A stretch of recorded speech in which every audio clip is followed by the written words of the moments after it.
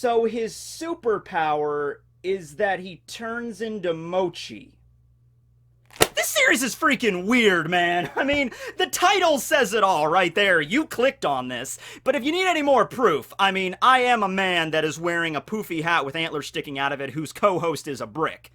That is, of course, the resume of someone who knows what the hell he's talking about, alright? So I thought we would just start this video off by just reading off some of, in my opinion, the most weird things that happen in One Piece. And I would just love for all of you to go to the comment section below and post what you think is the weirdest, okay? But just starting off with, like, the main cast of characters here. The main character, the protagonist of this story, Monkey D. Luffy, has the power to just stretch his body like rubber and expand his bones, and I mean, come on now. I know we've gotten accustomed to that over the years, but that's pretty weird. I mean, Naruto has access to chakra and creates giant swirling balls of death. Goku can fire off Kamehamehas. Ichigo's got a giant sword that turns into another giant sword that turns into another giant sword that gets broken and then goes back to another giant sword. And then there's just Luffy. Luffy could just stretch out his mouth and things, and I know there's more to it than that, but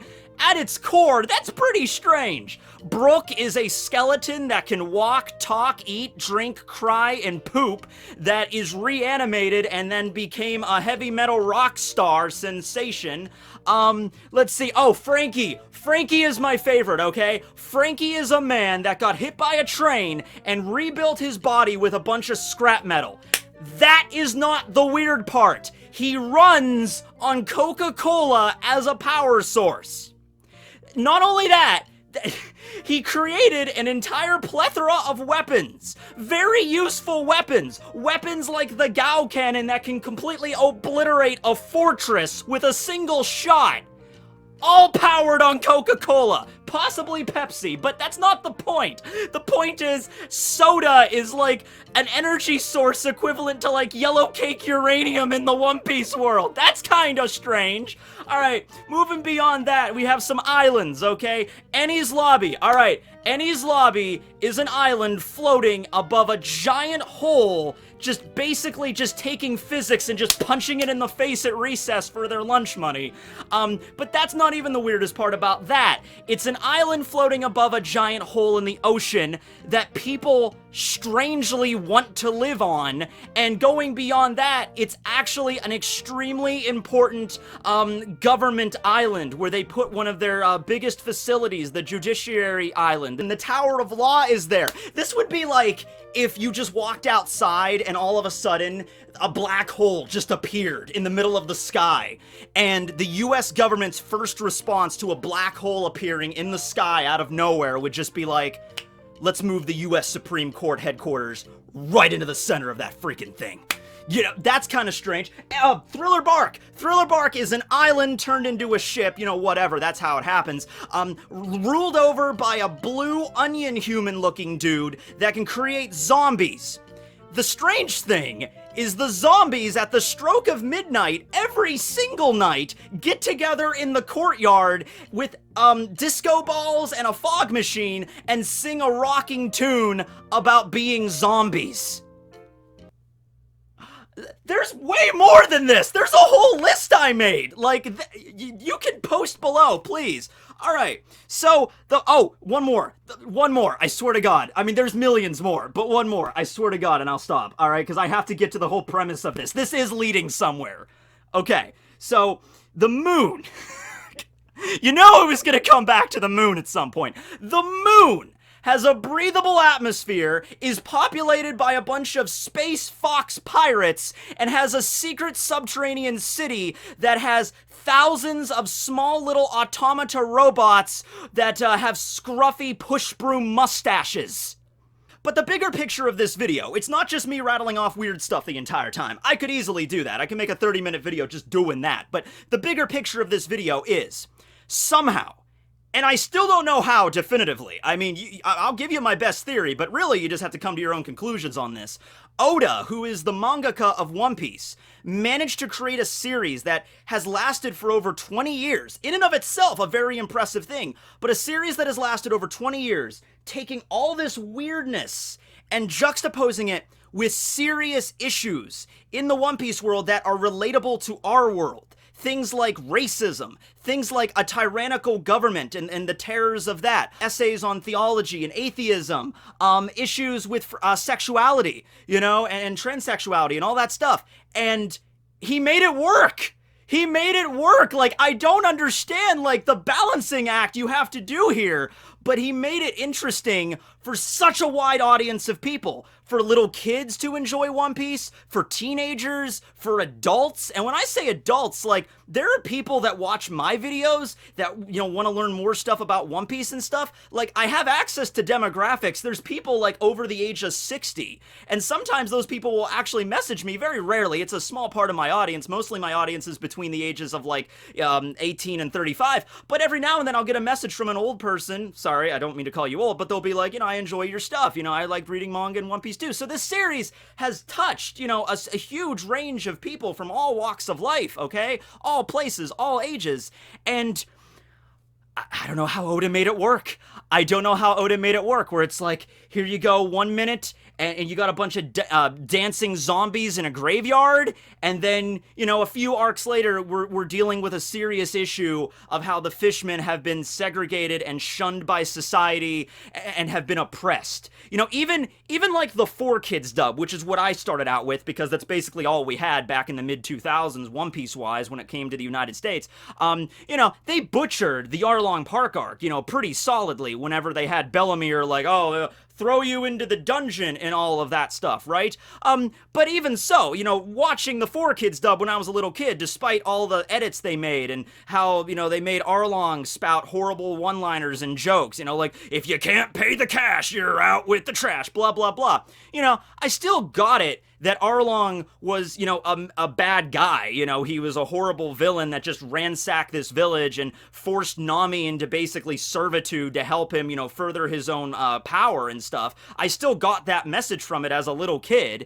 And then later on, during Fishman Island, you get the backstory with Otohime and Fisher Tiger as told by Jinbei, explaining how all this stuff, like, set up. Like, this is not just Arlong being a bad guy for the sake of being a bad guy. This is like a series of dominoes throughout the centuries that have just fell and fell and fell, and Arlong is just one of those last dominoes, okay? And then Horty is the next one. And it's like this thing, this machine that just keeps on churning this stuff out, all because of the world government, okay? And their control over the world. It's a perfect balance of tone here between comedy and just a serious narrative. And I think that's the thing that One Piece really, that's why it's lasted so long. You know, Oda knows perfectly well when to include comedy and when not to in this story. You know, it's not like when Jinbei was explaining this story about Fisher Tiger and Otohime and like how the fishmen were slaves by the, you know, the Tenryubito. It's not like, you know, Jinbei's in the middle of telling this really serious story and Luffy is just like, screw that, guys, this story sucks. Hey, watch me do funny stuff with my body because I'm made of rubber. You know, it's not like that. It's just like, this is a serious narrative of the story. But then after that narrative is over, it can switch back to comedy and stuff, and it works. You know, you feel like I mean, there's a few times where it doesn't sync up perfectly, but for the most part, it really works. And another thing that you really gotta love about this, that, you know, Oda does, keep in mind, this is in Shonen Jump, okay? Shonen is just the demographic, it means teen males, okay? Of course, as I said, One Piece spreads across all demographics, but the magazine Shonen Jump primarily aimed at teenage boys, you know, young adult males, okay? So there's just some stuff he can never really go into great detail with into the story, like, you know, the whole thing that happened with Boa Hancock and her siblings, how they were kidnapped by the world government at a young age and sold into slavery, and they had the brand on their back. You know, and, you know, when they're recalling these events later on in the story, Boa Sandersonia basically has, like, a panic attack, you know, from the traumatic events that she suffered, like PTSD kind of level stuff. They don't go into huge detail about what happened to them. Oda doesn't actually show it, but you can, you know, when you get old enough, you could pretty much understand what that was. If you're a little kid and you read that part of the manga, you're probably just gonna think, oh, the world government, they kidnapped the Boa siblings and they did some bad stuff to them, and then that's why they're all messed up. Oda can't, explicitly show you what happened to them. But then later on, as you get older, it kind of like the veil gets lifted slowly but surely as you go into deeper layers into the story and the narrative and understanding what Oda was really getting at. Even if Oda could do that, even if Oda, if One Piece was like a seinen manga, which is aimed at like adults, if he could get away with this stuff, if he can pull out stuff like from Berserk and like really grisly scenes, like really getting to see all of the dark parts of this, even if he had that creative license, I don't think he would take it, okay? Because I think a big part of this is, the fact that you're not seeing it. It's happening, all right? We can all figure all the messed up things that happened to the Fishman and the Boa sibling. We can all understand that. All right, but he doesn't need to slap us in the face, like all the stuff that happened. Like here is directly, all the suffering that the Boa siblings had to deal with. I'm just going to show you a whole chapter with nothing but that. It's just like, that's overkill. You don't need to do that, all right? It's just like, yeah, it depends on how old you are when you read that part of the story. You're probably going to take it a different way the younger that you are, but the older that you get, you start to understand it. You understood what Oda was trying to get across here and really how messed up this system is. Okay, you come to that conclusion on your own. Oda doesn't really need to, like, hit you with it head on, all right? So that's a good part of this, the balance and tone and really how this works out, right? Even in situations which I find a little strange, like why they have to censor it the way they did, probably the biggest one I can think of, like, right off the top of my head was the scene in Dressrosa, when Viola confronts Doflamingo, and the two of them have this back and forth kind of thing where they're calling each other by their pet names. Viola is referring to Doflamingo as Dofi. That's normally something only like Doflamingo's like personal friends like Pika, Diamante, Virgo, and Treble would call him Dofi. But Viola's here calling him that. And then Doflamingo's calling Viola Violet. So there's like a subtext there, like the two have like some other kind of relationship that Oda doesn't really go into, or rather he can't go into it in the context of the manga.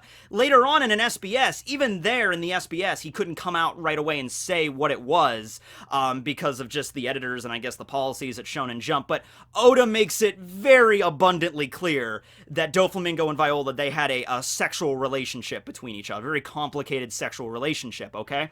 Now, we don't know the full breadth of that, of what that entailed and everything, how long they were together or how exactly that worked. But the thing is, that's really kind of strange and messed up when you think about it. Everything that Doflamingo did to Viola and her family and her country and her personally, things that he did to her grandfather and, Scarlet, who is Viola's sister, and Rebecca, Viola's aware of all of this. She's part of the crew. She's aware that Dressrosa has a secret port underneath it that are shipping out all these weapons and everything. She knows all this stuff. And yet, at some point, they had maybe not romantic necessarily, I mean, it is Dressrosa, the country of passion, but certainly a sexual relationship between one another, and you might just say that she did that solely to get a chance to, like, kill Doflamingo for what he did, but there seems to imply more to it than that, maybe, like, going into the realms of, like, discussing, like, abusive relationships and things, like, that's the kind of stuff that it's just, like, you gotta look through the subtext, and Oda will, like, guide you along as best as he can, but there's just some things he can't really convey to the audience as much as probably he would like to, right? So yeah, stuff like that really just, it really just speaks to me as a whole that I'm so glad that One Piece exists, where it can address these issues in this way, in this format, while also being like a really interesting story without being like a constant like drag down or something, just like this is how horrible the world is. I mean, yeah, if you're like me and you're doing like YouTube videos about this, and every time I have to do a video on the world government or the Gorosei or the Tenryubito particularly, and I have to sit down and I have to like jot out a few notes and do research and look into everything they've done, it does get kind of like overwhelming with like, oh man, wow, this is a really messed up system behind the scenes if you spend that much time thinking about it. But, overall, from the whole scope and tone of the story, it's done in such a way where it's like you don't read One Piece and feel depressed, at least not all the time. Whenever you get to a Straw Hat backstory, it's pretty heart-wrenching, right? But then you have really good, genuinely funny comedic moments and lighthearted scenes and stuff. Like, oh, yeah, another weird moment. Whenever Luffy gets a tooth knocked out of of him by Sanji during Totland, and he goes without a tooth for a big chunk of the arc, and then at the end he's like, how's he gonna get that tooth back? And he just drinks some milk and it grows back in. You know, that's Oda just being like, just goofy and just being like, you know, drink your milk, kids. You know, it's good for you. That tells kids to drink their calcium, and it's just a funny scene like, oh yeah, Luffy regrew a tooth. And you know what? You don't really sit back and question that. You're not really taken out of the story. It's not like I'm sitting there reading that and being like, okay, this is just simply ridiculous, Oda. This is absurd. Now, there are a few moments, it's a 20-year-long story. There are certain moments in the story that Oda does things, and I really have to look at it and like, all right, Oda, that does kind of take me out of the story a little bit, you know, all that stuff. The most obvious example from the recent chapter was Babanuki survived a poisonous virus, like cannonball exploding inside of himself, and you know, he's bandaged up a little bit, but no serious injury. I'm like, okay, I mean, that's a little bit, okay, fine, whatever. But, you know, considering all the other stuff he's done over the years, it's like, stuff like that, even at the moment, I might not be a fan of. I can overlook it. It's like, it's certainly not going to be something that I'm just going to, like, throw the manga down and be like, okay, now you've completely taken me out of this story. You know, Kaido is a bright baby blue dragon? Bah! He should be a fiery red dragon. It's just like, whatever. Blue is like my favorite color, so I'm fine with that. I don't know if you could tell here. Yeah, you know, okay. Let's see, what else here? Oh! Freaking New Kama Land! That was another one I was gonna bring up. Okay, so in the depths of the largest prison in the world, filled with some of the worst tortures you can imagine, getting sliced apart by razor blades, chased after by giant wild beasts and basilisks, and literally baking to death until your body just dies of dehydration and you turn to dust on the ground, being put in a giant freezer. You know, in the midst of all of this suffering and death, there's a happening bar/discotheque in there with a bunch of people that have, like, ripped off the bonds of, like, sexuality, and they just can be whatever they want to be. And that's just the message of Ivankov and the New Kama, and just be like, you know, it's nothing but a label. You can be whatever you want to be. If you truly want to be a man, be a man. If you want to be a woman, be a woman. If you want to be something else, be that. It's fine. And they're just living there in the middle of this prison, which has been referred to as multiple times as like hell, and in the midst of this hell, they're having the time of their lives and just, you know, being free to be whoever they want to be. Yeah, man, I mean, there's so much more I could go into about this. I feel like I just kind of scratched the surface here just in general of like I could do a series on like the themes that Oda, you know, touches upon and stuff. And, oh, you know, there was one more thing I wanted to address with the whole Fishman thing. I mean, I could do like a whole separate video on that. I seriously could.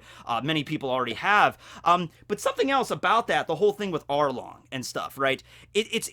It was done in a way where even after Jinbei explains the history with Fisher Tiger and Arlong, so you understand how Arlong ended up the way he ended up, it's not really done in a way where it's like you feel maybe a little bit sorry for Arlong just, you know, because Fisher Tiger died, but you don't feel like, oh, okay, so everything that Arlong did in Kokoyashi and Toonami, that was justified now because he had a really sad backstory. No, you don't get that message, and that's not the message Oda is trying to convey there. It's just like, you know, people are probably not born evil in this context. There's always a force to push them along that line, and the force here is like the centuries of subjugation and segregation that the world government has opposed on the fishmen and the merfolk. Arlong is still a bad dude. His answer to it, by getting back at the humans, it's now at least we understand why he did it, still doesn't make him a redeemed individual, still a douche, but it opens up the door to like all this other stuff that we probably didn't think about when we first read Arlong Park. You know, if you're a little kid, you know, even at my age, you know, like older, you know, I was like probably like 12, 13 when I first, you know, saw the Arlong Park arc, you know, on the 4Kids dub. You know, it's easy just to look at Arlong and his crew and just be like, oh, they're the evil monsters monsters coming to terrorize the East. And that's all they are. They don't need a backstory. They don't need explanation. They're just evil fish people, because that was the first time we got introduced to fishmen, right? That was our first introduction, kind of a negative one, right?